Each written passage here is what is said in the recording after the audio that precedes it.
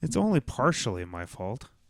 All right, give me 1 second. Oh, Look, there you it see is. that's what there it That's is. there it is. Okay, we're gonna stop that.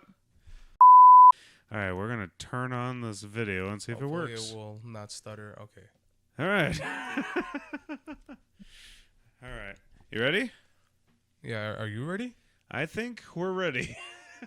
Y'all good? Y'all ready?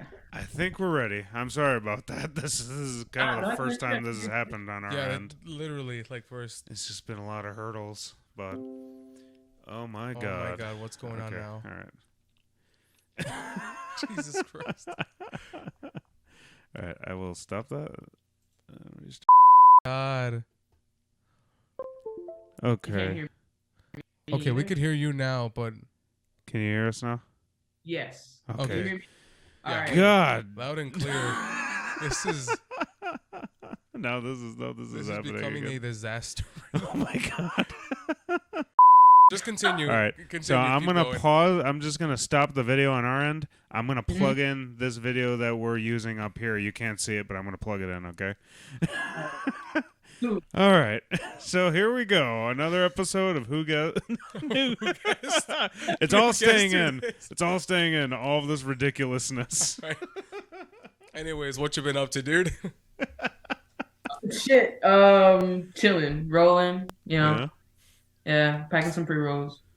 All right. Nice. I have a nice beer right here. You can't see it, or this camera can. Woo, beer. Anyways, maybe why don't you tell us about your musical background? You know, for those who may not know like much about your. Man, musical background, shit. That thing goes way back, man. I started playing in bands when I was like 15, 16 years old. Oh And shit. like playing in bands in Little Village and stuff like that. After that, I stopped doing music for a long time. And then at like 18 or 19, I joined Station 6 back in like 2017.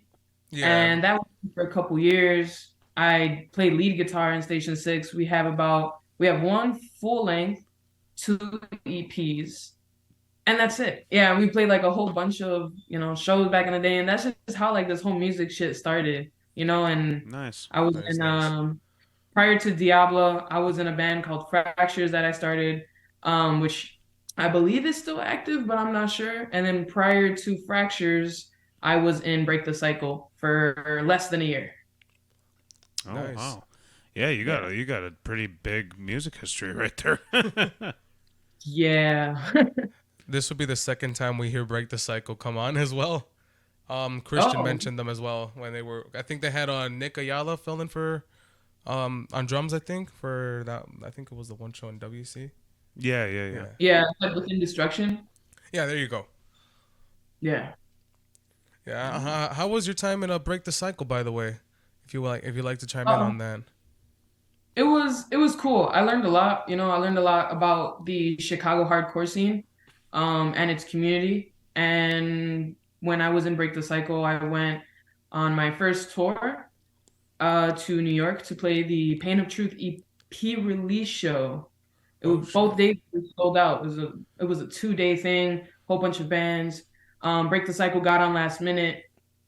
And it was pretty cool, for a first tour. I mean, shit, Um, but shit, yeah, it was pretty cool. I learned a lot. Basically, it was just like, just you learn about like networking with bands and shit like that. I guess you could say it was like, um, overall, the whole thing was just a big ass learning experience from like all different, No, that's categories, whatever the fuck you could learn about, Yeah. Yeah.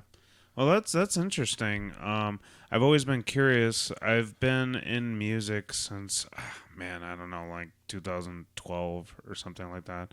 But I've never actually gone on a tour before. So when you guys went, was it somebody who had already had like everything booked and ready to go, or did you guys make those phone calls trying to get a hold of promoters?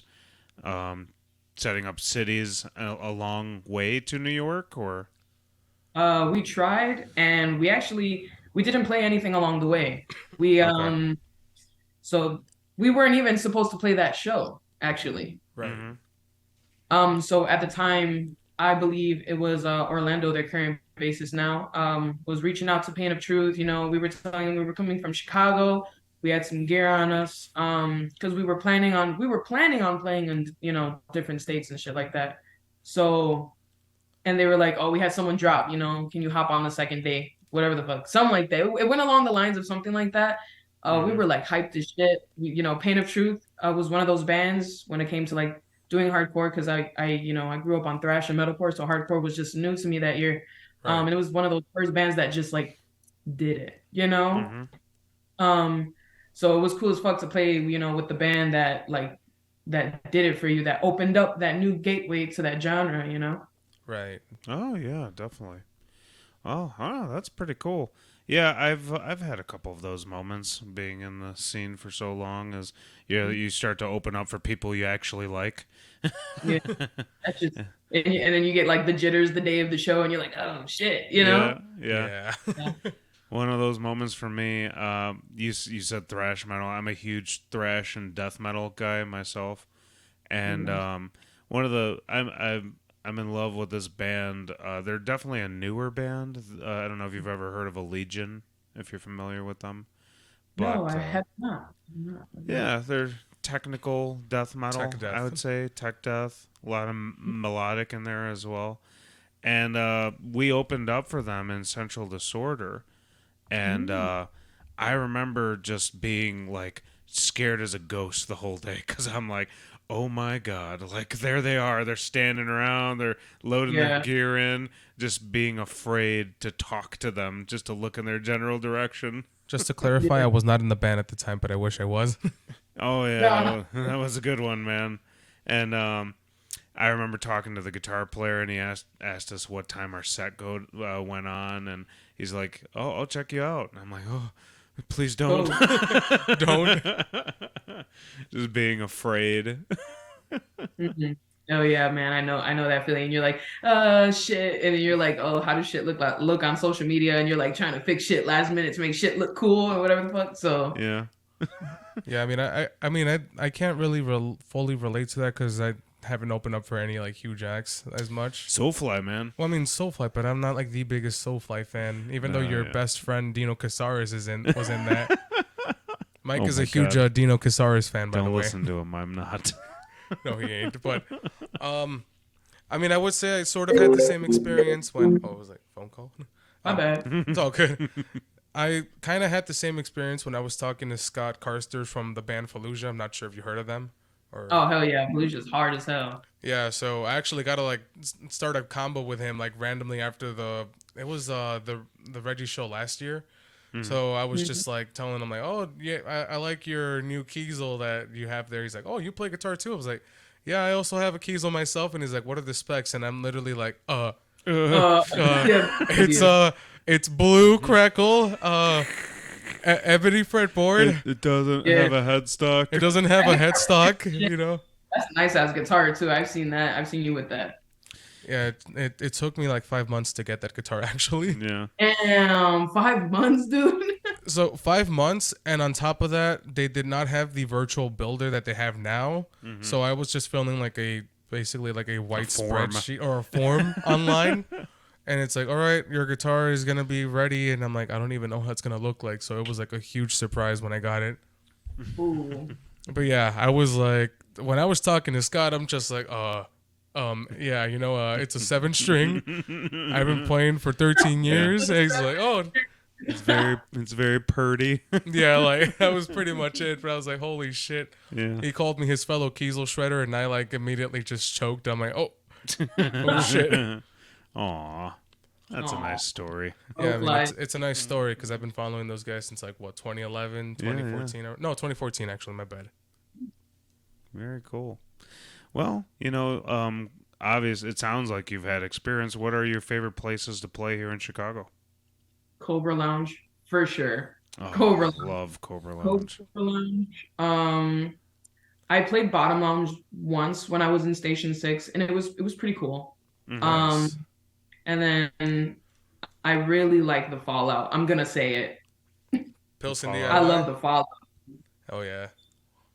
I've been to the Fallout before, especially like back when it was just It was a garage, wasn't it, or some sort of something like that, or Yeah, Something like it's like that. a big ass garage. It's cool as hell. yeah. And then they like made it look all nice and everything. I was like, yo, that Yeah, it's a good Yeah. little white spot right there. I've only been to the Fallout one time, unfortunately, and I remember when I did go, it was like raining like super hard outside, and some of Oof. that rain got in, so like the ground was just all wet and Oh, slippery.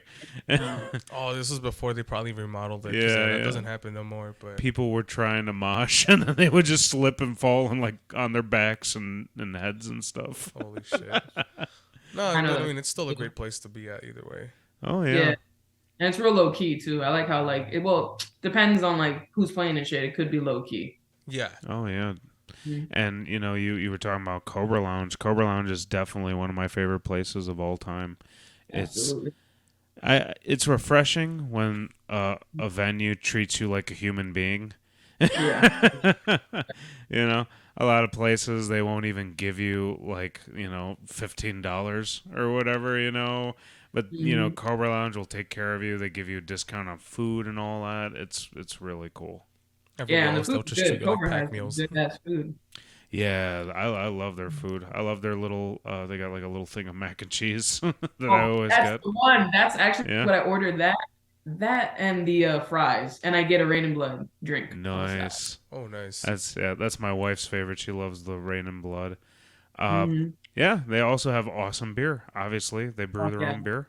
So yeah, all right, very cool. All Mhm. right. So aside from like your experiences with other bands, so how did Diabla came to be? Like, what was the inception of that band? To be honest with you, I have no idea. When I left Break the Cycle, there was a moment where I thought I was gonna be done with music for a while. Right. Turning that obviously wasn't the case. I ended up creating Diabla that summer. Um, but shit obviously didn't get released until December. So Diabla, I just knew I wanted to do hardcore again.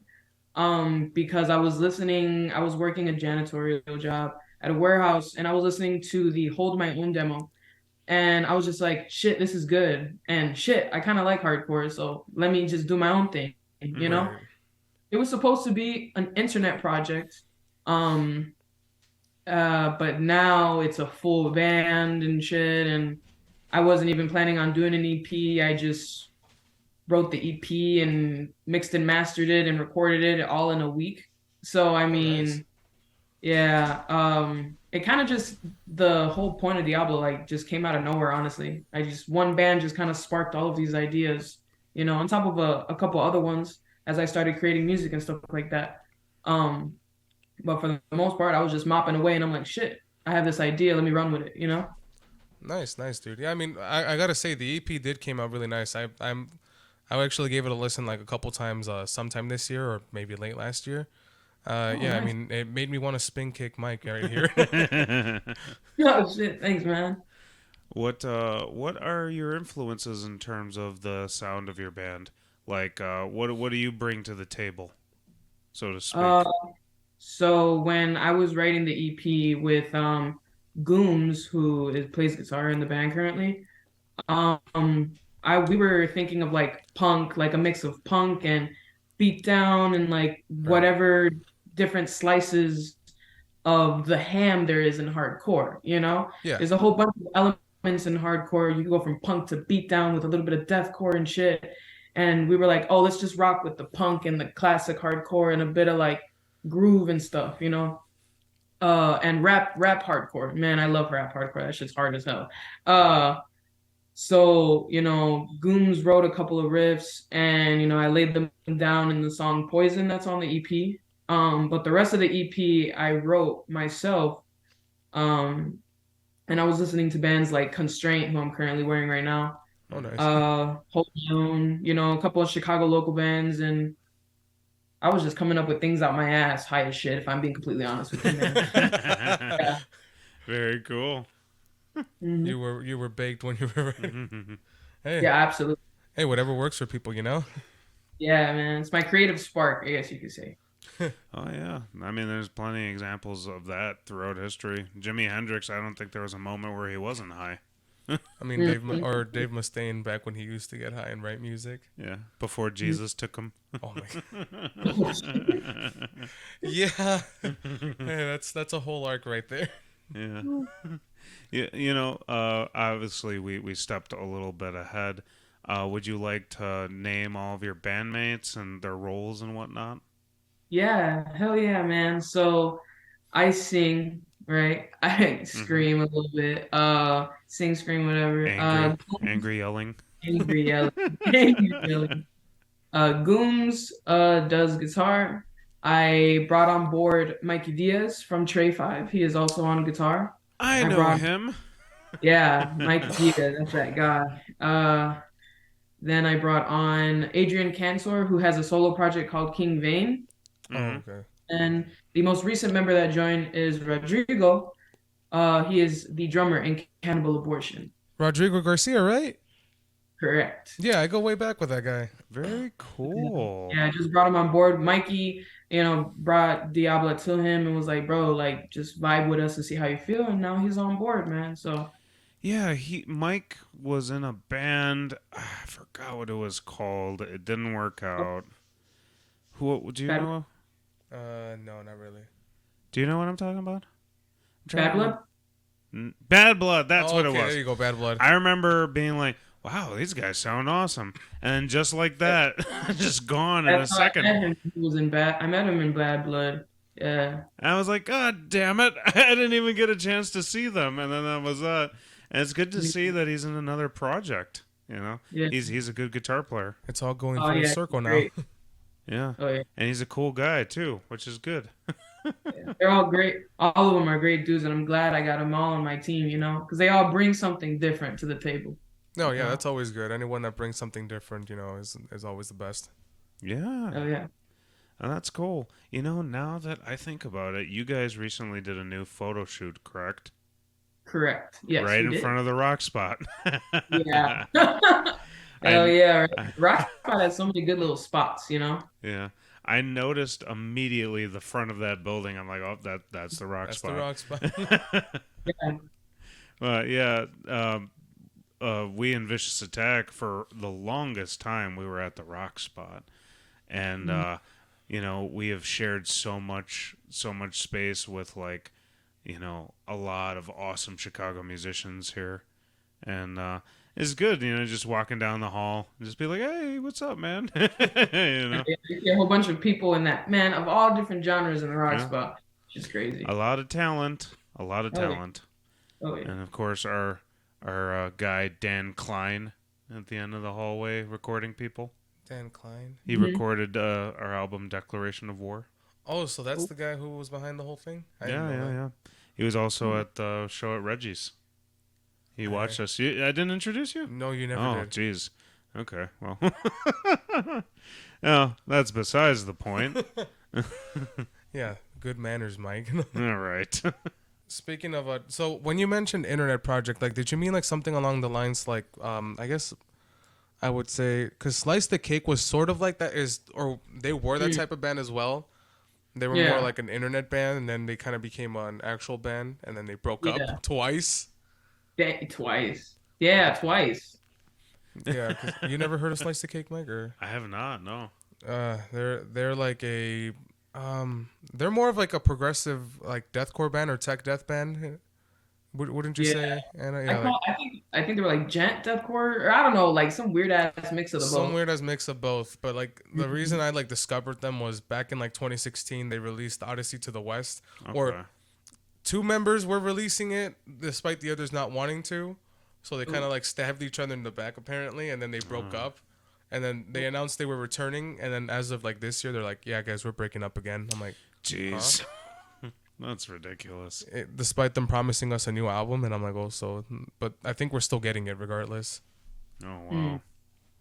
That's the worst when you just can't get along. Yeah, I Yeah. mean, they left the, but I will still say Odyssey to the West is a gold album. Well, I guess in my opinion, Not sure what everyone else would think on that, but hey. Do you like have any? So I know you guys have an EP, but like, do you guys plan on like having a like releasing a full length album anytime soon, or what are the plans for the future for Diabla? Let's see. So right now we're actually writing for an EP. We have about 3 songs completely laid down, demoed obviously, Right. but Mm. that they're pretty solid as of right now. So they're like completely done. We're working on like 2 or 3 more, I believe, so that we can kind of like pick and choose, what we want on the next EP, what would fit, figuring out topics for the EP and stuff like that. Like all the little Right. logistics and shit. Um, but yeah, that's the future. And then yeah, as far as like the old EP, like we're just gonna play probably 1 song live off the EP, 1 or 2, maybe obvious, maybe just one honestly. I was Yeah. actually about to ask, did you guys happen to play like any live shows at all, or not yet? No, not yet. Nothing, no.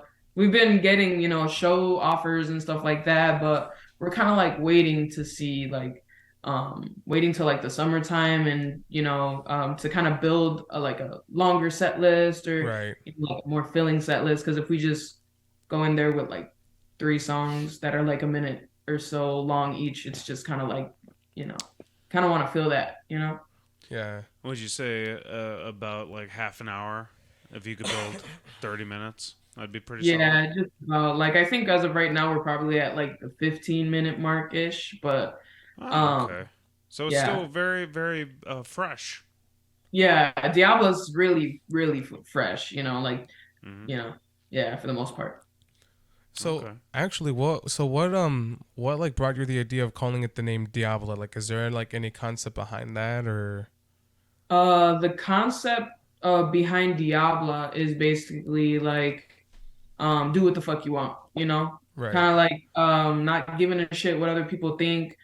Just anything that you would feel negative about, kind of bringing it out in a positive, as long as it's not hurting anyone else. You know what I'm saying? Yeah. No. Hmm. Um, Right. and yeah, it was pretty much the concept behind it, and then the let's see what else. That's pretty much it, honestly. Yeah, and if you're upset about something, talk about it. Shit, Diablo talks about a whole bunch of topics that might make people uncomfortable, but what the fuck, like that's metal, anyways. Right. So Right. yeah, Would you like to chime in on those topics or anything? Or like, yeah, shit. So I'm gonna go based off the last EP. So like the song "Poison" is about addiction. I was reading a lot about like addiction and how to overcome it and shit like that. And right. the song "I Am God" was based around like no one can tell me what the fuck I can and cannot do. I'm my own God. Yeah. Hmm. Not like I'm above everyone else, but kind of like I'm connected with like this world and um like ain't nobody can tell me shit basically. That's kind Right. of where like that's the mindset I was in when I was writing the song. Like ain't nobody could tell me shit, type shit like that. So yeah. Um as far as Omega, the last song off the EP was like it wasn't meant to be instrumentally like exciting or anything. It was pretty simple when I wrote it, but the lyrics talk about my experience coming out lesbian at a real young age, Oh, okay. and about LGBTQ issues and shit like that, and how like the church kind of intervenes with like love, I guess you could say. You Yeah. know? Yeah. Yeah. They try to intervene with like everyone's lifestyle and say, no, this is the way you're supposed to be and the only Yeah. way. I was gonna say Yeah. they intervene with a lot of stuff. Yeah.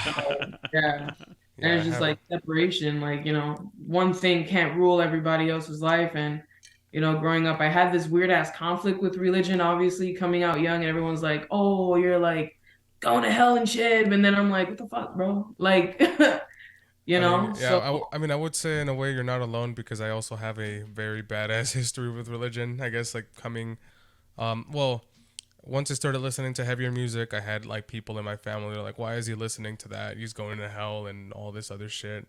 It's just yeah. shit gets annoying. It's like, "Oh, you're Yeah, supposed to be doing this, that." It's like, nah, nah. I want to do whatever the fuck I want. dude, yeah. And And it's that's like, Yeah, and that's basically what Diablo is all about. That is unfortunate. It is funny when Vicious Attack releases a new shirt, and my mom is like, "Oh my God, Michael, that's an upside down cross." Yeah, I Well, don't care. It's well, just that doesn't represent Satanism. Actually, it's the cross of yeah. Saint Peter, if anything. Yeah. Oh well, yeah. The whole thing just being like that's the first thing that stands out to people, and I remember one time we played a festival in Waukegan. It was the Zombie Walk, as they called it, and as we were on stage, uh, we had our first Christian protester. It was crazy. I never heard that story. What? They had the sign. They had the sign and everything, and a megaphone, and we're trying to protest us while we were on stage. You Wow, never that's told something me else. that. That is something Yeah, else. it That is was. something else. It was hilarious. While we were on stage, we pointed them out. They're like, "Look, we made it. We made it big. We, We have a protester." That you never yeah. told me that story Yeah. before. What He the was hell? he had a sign and a megaphone, and he was in a lawn chair. I remember that. He was there for the long haul. He was hanging out. You have a supporter now. No, that event was really cool though. It was like the whole city of Waukegan basically threw like a Halloween festival, and my friend uh, was in charge of the music. So he asked, he's like, "Do you guys want to play?" I'm like, "We'll play a goddamn Halloween zombie festival for the city. Why not?" Yeah. Yeah, you Sounds end up silly. Yeah, getting protested it by was that. pretty cool, and we got protested. So that was definitely the highlight of that night. So. Shit, I bet that was a Yeah. highlight.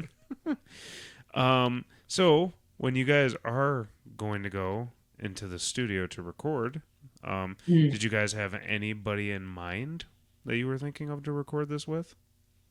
Uh, Honestly, no. I think we're just gonna like do it ourselves. For the most part, because I have experience with the sound of the last EP. I'm not sure. I don't even know what sound we're going for, honestly. So, but I know we're going to do live drums on this EP. The last EP, there were no live drums whatsoever. Programmed. Um, yeah, programmed. Yeah. Hmm. R2D2 playing the drums. I see. R2D2 is hell. Yeah. No, I mean, R2D2. it still sounded great. I mean, yeah, there are some sound engineers that are like, oh, why can't you just mic the drums up instead of using R2D2 on there? Like, Because it's expensive. yeah, no, it is. Yeah. One, it's expensive, and two, there's people that are pretty tough to like work with when it comes to, especially drummers. From what I've heard, it Yeah. could be a hell of an experience. Mhm. Well, and then there's the fact of most people don't know how to do all this stuff. That's the reason why so a lot of people still pay to get recorded. Yeah.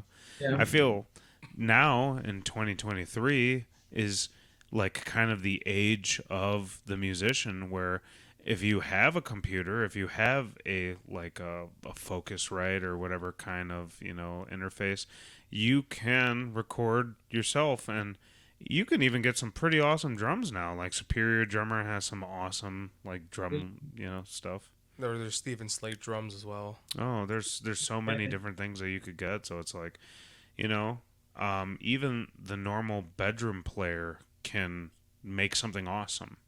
You know, Mhm. so Yeah. yeah, it's not even like maybe back in the day when you said, "Oh, we're doing it ourselves." That is almost like a red flag. Back in Yeah. the day. I'm like, oh, it's gonna sound like a black metal demo tape. Black metal demo tape. It's all Yeah. scratchy. Recorded in the basement type shit. Yeah. Yeah. But now it's like, oh, yeah, no, that's kind of the norm. A lot of people do it themselves, and it comes out good. Saves you money as well. That is Oh, true. absolutely. Yeah. Studio time is it's no joke. It's expensive as fuck. Yeah. So expensive. Yeah.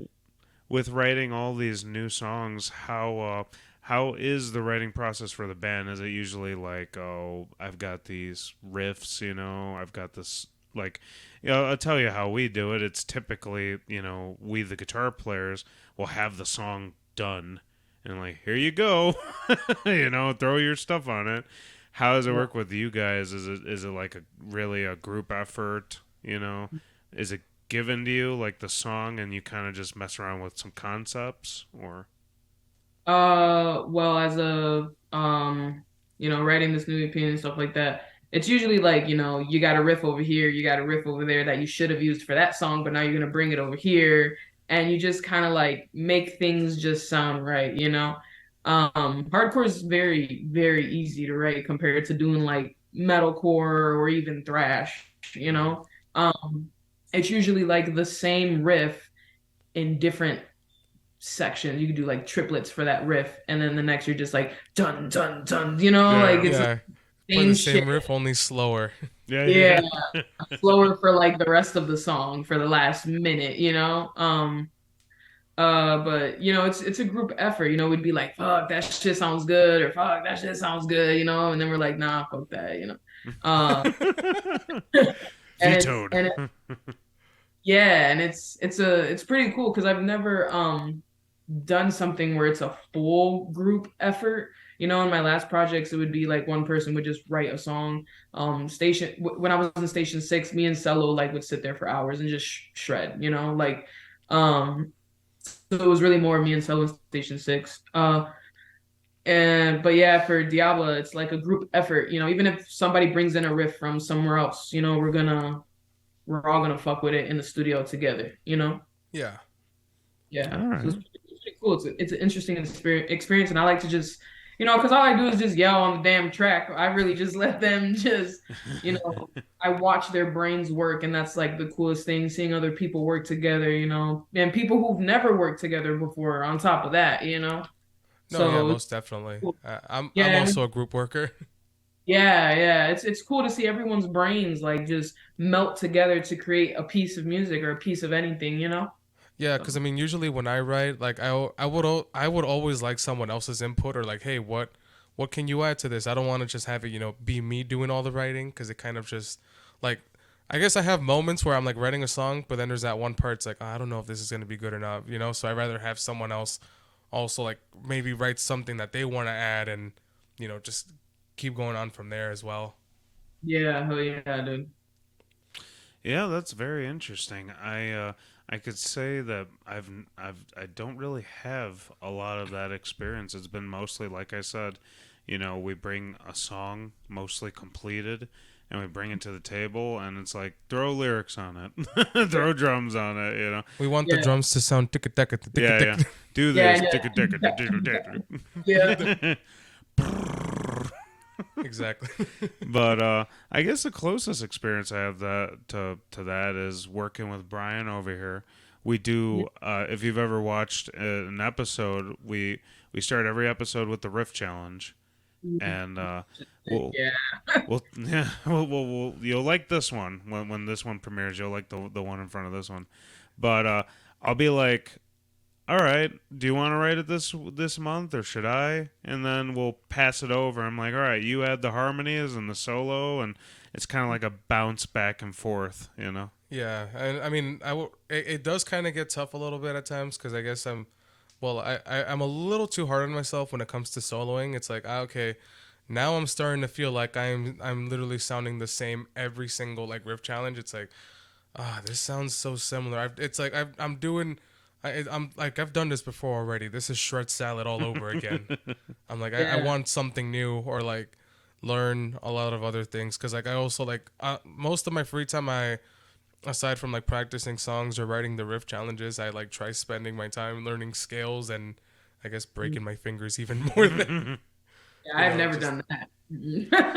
You can't keep me sitting down for 5 minutes for that long. No. I will tell you it's kind of brutal because I get sidetracked playing like I'll learn the scale. I'll play it at full speed and then I'll just try going into something else and it's like oh fuck I need to go back and Yeah. back on track. Like it's kind of a gruesome experience. I mean, there's sometimes I can like tackle the full sheet no problem, but then there'll be like times where I'm like, all right, 3 scales done. Okay, now I'm just gonna play a bunch of other stuff. How would you say your experience, with the hardcore community is like, like any, I guess like tell us about, your experience on like when you, I guess you said you've been getting to know them last year or. Yeah, I started really trying to understand the hardcore community in Chicago a lot more last year because, Break the Cycle is in the hardcore community, so I pretty much had no choice. So it's like it's a different type of culture for sure compared to um playing metalcore and deathcore shows. I think metalcore and deathcore are a little bit similar. Um the hardcore scene in Chicago can sometimes feel very separated but also unified at the same time. Um whereas, I've for me, the deathcore scene in Chicago, I think shit for the most part, a lot of the bands fuck with each other. Right. Um Mm, and help each other out. And from being, from just, I can't say that I'm in the Chicago hardcore scene because, I honestly don't really think I am. But from doing a lot of observations, when I go to shows and stuff like that, um, you kind of pick up on shit. Right. So, um, so yeah, but like when there's that like unity in the hardcore scene, like they run hard, like Chicago hardcore is gonna represent Chicago no matter what, you know? Right. Um, and that's like all the bands, it don't matter what topic they're, talking about in their music or what they're whatever the fuck, like whatever they think they fucking whatever the fuck, right? So it's when there's that unity, when everyone mentions Chicago in the hardcore scene, everybody's gonna go down for Chicago hard, you know? Yeah, I learned definitely. that right away, dude. Yeah. mm, Um and yeah, but there's a lot more unity in hardcore when it comes to representing Chicago rather than deathcore and metalcore, where it's just about, okay, do we look good on social media? Numbers this, numbers that. Like, I don't personally, from what I've realized, I don't think the hardcore scene really gives a fuck about numbers. It's just at Yeah. the end of representing Chicago and, releasing music, and just, I guess, trying your best to just put Chicago on the map. Oh, most definitely. Represent each other as well. Hmm. Oh yeah. Oh, well, that's pretty cool. Well, nice. you have anything else you want to ask, Mike? Or No, I think the last time I guess I went to like one of these shows would be when we went to the Exit Saloon, and I noticed immediately, like I'm like Jesus, it's a lot of these the people who follow these types of bands are, like as you said, very unified, very down, you know, very down to like punch everyone. yeah, they're down to just Shit. go nuts, you know, and it's a like it's almost like a blind loyalty as well. I'm like, damn, like it's insane the difference, like as many bands as there is in Chicago, Chicago metal bands, there is a difference in the type of fan that goes to, like, let's say, I guess like a death metal show versus a hardcore show or a deathcore show. It's very different. The energy is different, and I would say definitely the, like, I don't know, the camaraderie, you know, Camaraderie. Yeah. camaraderie. Yeah. I agree. So yeah, no, I 100%. I see it. You know. Yeah, I mean, I've been to like hardcore shows since like 2013. I used to go to them a lot. Mhm. Back when like Silverhammer was around. I'm not sure whether you heard of them. They were like from Indiana, No. or I can't remember the other bands that were like. There was also bands called like The Truth or Hacksaw. Hmm. Like I'm naming a bunch of bands that are no longer around, but seeing like how a lot of these dudes, well, yeah, like despite spin kicking each other, they're all like unified and together and everything. There's Yeah. also another band that I used to follow called Ruthless back then. Like same Mhm. thing. It's just like I pretty much like a lot of the stuff that you say I have seen like over the years, and like there was Yeah. also a point where I did stop going to shows in general, and then when I came back, it's like, oh, yeah, it's still the same. It's just as I left it. Yeah. And then you see a whole bunch of these like younger kids, coming into the scene now. Like I saw this I went to this show at the Fallout, Cannibal Abortion, Break the Cycle, Doubt It, a whole bunch of these bands were playing.